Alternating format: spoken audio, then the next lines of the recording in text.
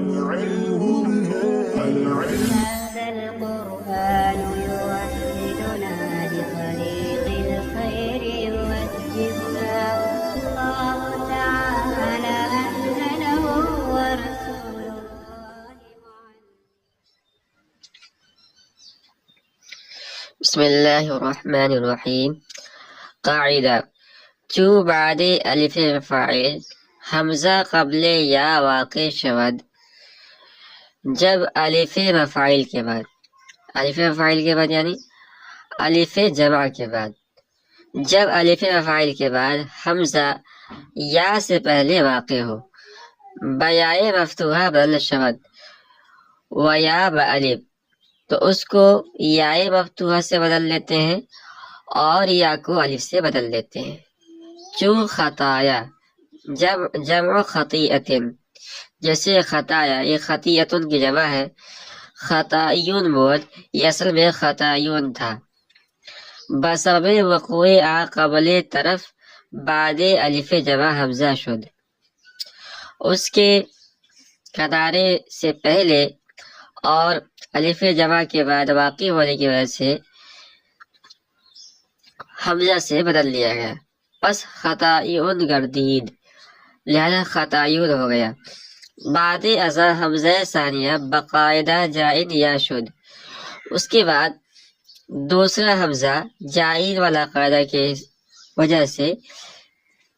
یا ہو گیا. پس حسب ای قاعدہ حمزہ را یا مفتوحہ و یا الف کردن، پھر اس قاعدے کے موافق حمزے کو یا مفتوحہ سے اور یا کو الف سے بدل دیا. خطایا شد تو خطایا ہو گیا. یہ محفوظ کا چھٹا قاعدہ ہے، اس کو ہم سمجھنے کی کوشش کرتے ہیں. تو یہ خطایا جو ہے خطیئتن کی جمع ہے، خطیئتن کی بناتے ہیں غلطی، گناہ، اسی کی جمع ہے خطایا. یہ اصل میں خطائیون تھا. اس کے اندر کئی قاعدہ جاری کر کے اس کو خطایا بنایا گیا ہے. تو ہم سمجھتے ہیں کیسے جاری کیا گیا. اس کے اندر کہہ رہے ہیں کہ بسبب وقوع قبل طرف بعد الف جمع حمزہ شد، یا یہ الف جمع کے بعد طرف سے پہلے واقع ہوئی ہے، لہذا یا کو حمزہ سے بدل دیا. کہہ رہے ہیں کہ جو یا ہے یہ الف جمع کے بعد اور طرف سے پہلے واقع ہوئے، لہذا ہم نے اس یا کو حمزہ سے بدل دیا. تو اس کو ہم حمزہ سے بدلیں گے تو یہ دو حمزہ اکٹھے ہو جائیں گے، ہو جائے گا خطائیون. اس کے بعد کہہ رہے ہیں کہ بعد ازا حمزہ ثانیہ باقاعدہ جائن یا شد، اس کے بعد دوسرا حمزہ جائن والا قاعدہ کے وجہ سے حمزہ ہو گیا، یعنی دوسرا حمزہ جائن والا قاعدہ کی وجہ سے یا ہو گیا. جائن والا قاعدہ کیا تھا کہ اگر دو حمزہ متحرکہ جمع ہو جائیں اور ان میں سے ایک مکسور ہو تو دوسرے حمزے کو یا سے بدلنا واجب ہے. تو یہاں آپ غور کریں، یہاں دو حمزہ اکٹھے ہو گئے ہیں اور ان میں سے ایک دونوں متحرک ہیں، ان میں سے ایک مکسور ہے، لہذا اس دوسرے حمزے کو ہم یا سے بدل دیں گے. تو اس حمزے کو ہم مٹائیں گے اور اس کو ہم یا بنا دیں گے. اب اس کے بعد اس کے اندر یہ قاعدہ جاری ہوگا اور اس قاعدے کے حساب سے اس حمزے کو ہم یا مفتوحہ سے اور یا کو الف سے بدل لیں گے تو ہو جائے گا خطایا. قاعدہ: حمزہ متحرک کے پس حرف ساکن غیر مد زائدہ و یا تذکیر. حمزہ متحرکہ اگر کسی حرف ساکن کے بعد واقع ہو اور وہ حرف ساکن علاوہ ہو مد زائدہ اور یا تذکیر کے،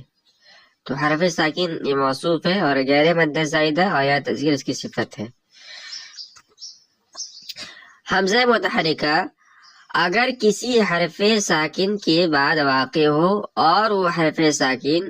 علاوہ ہو غیر مد زائدہ اور یا تذکیر کی، تو اس صورت میں کیا کیا جائے گا؟ بعد نقل حرکتش بما قبل، اس کی حرکت کو نقل کرنے کے بعد ما قبل کو دے دیا جائے گا محذوف شود جوازن، اور اس کو حذف کرنا جائز ہے۔ 3 مثال لی ہے، چو یسلو وقد افلح ویرمی اخاہو ویرمی خاہو، جیسے کہ یسلو اور قد افلح ویرمی خاہو، تینوں کا سمجھتے ہیں۔ سب سے پہلے لیتے ہیں ہم پہلی والی مثال کو، یسلو، یسل میں تھا یس الو، یس الو۔ اب اس میں اب اس قاعدے کو جاری کیجیے، اس قاعدے کو یوں جاری کیا جائے گا کہ دیکھیے یہ جو حمزہ متحرکہ ہے اور یہ حرف ساکن یعنی سین کے بعد واقع ہے، اور یہ حرف ساکن نہ تو مد زائدہ ہے اور نہ ہی یائے تصغیر ہے، لہذا اس قاعدے کے روح سے ہم کیا کریں گے، اس حمزے کی حرکت کو اولا نقل کر کے ماقبل والے حرف یعنی سین کو دیں گے، چنانچہ ہم اس سین سے سکون کو ہٹائیں گے اور اس حمزے کی حرکت کو ہم نقل کے ماقبل کو دے دیں گے اور اس حمزے کو ہم حذف کر دیں گے، تو ہو جائے گا یسلو، ٹھیک ہے۔ اور یہی قاعدہ جاری ہوگا باقی دو والی مثالوں کے اندر، قد افلح اور قد افلح اس میں تھا قد افلح، قرآن کریم کے اندر آیا ہے قد افلح المؤمنون، تو یہ بھی اس میں تھا قد افلح، قد افلح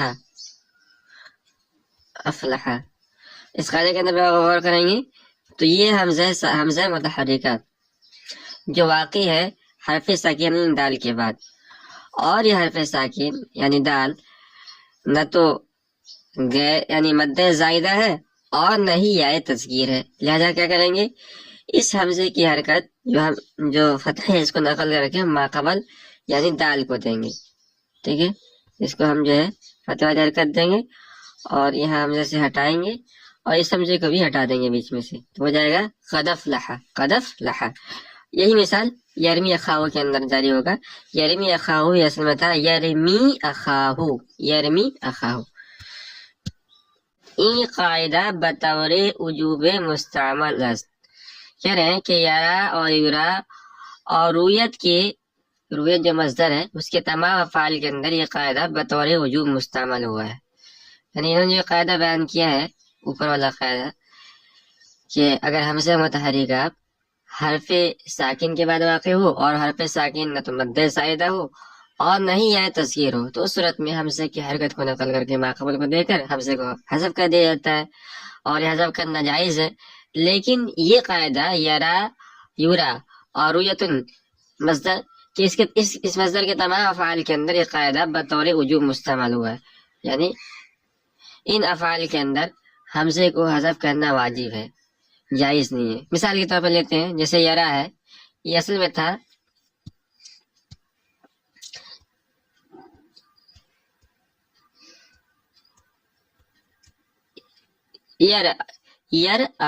یر تو اس میں قاعدہ کو جاری کیجیے، حمزہ متحرکہ ہے اور حرف ساکن کے بعد واقع ہے، حرف ساکن ہے اور نہ تو کیا کہتے ہیں مد زائدہ ہے اور نہ یائے تصغیر ہے، تو اوپر والے قاعدے کے اندر جائز تھا کہ حمزے کی حرکت کو نقل کر کے یسلو کے اندر ماقبل کو دے کے حمزے کو حذف کر دیں، جائز تھا، چنانچہ یسلو بھی پڑھ سکتے ہیں اور یسلو بھی پڑھ سکتے ہیں، لیکن یہاں واجب ہے، یہاں اس حمزے کی حرکت کو نقل کر کے ماقبل کو دیا جائے گا، ماقبل کو جو دینا پڑے گا اور اس حمزے کو حذف کرنا ضروری ہے، چنانچہ اس کو یرا ہی پڑھایا جائے گا۔ ابھی جو قاعدہ جاری ہوگا یہ قاعدہ رویت مصدر کی جتنی بھی افعال ہے ان تمام افعال کے اندر بطور وجوب جاری ہوگا، لیکن جتنے اسماء مشتقہ ہے رویت مصدر سے، جیسے کہ اس میں ظرف ہے، مصدر میمی ہے، ان کے اندر ایک قاعدہ بطور جواز استعمال جاری ہوگا، یعنی اسماء مشتقہ کے اندر حمزے کی حرکت کو ماقبل کو دے کر حمزے کو حذف کر کے پڑھنا بھی جائز ہے اور بغیر حذف کیے پڑھنا بھی جائز ہے، لیکن رویت مصدر سے جتنے بھی افعال نکلے ہیں ان کے اندر حمزے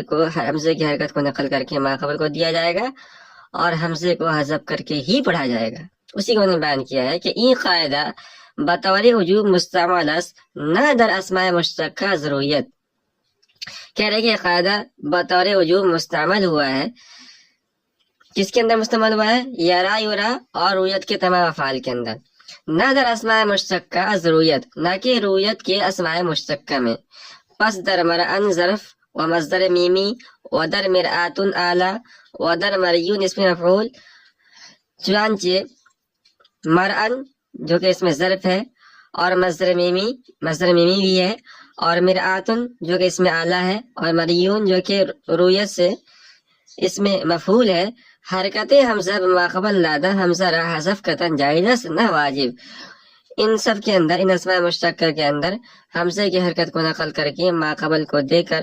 حمزہ کو حذف کرنا جائز بھی ہے، یعنی جائز ہے، واجب نہیں ہے. یعنی حمزے کی حرکت کو نقل کر کے ماقبل کو دے کے اور حمزے کو حذف کر کے پڑھنا بھی جائز ہے، اور بغیر حذف کے پڑھنا بھی جائز ہے.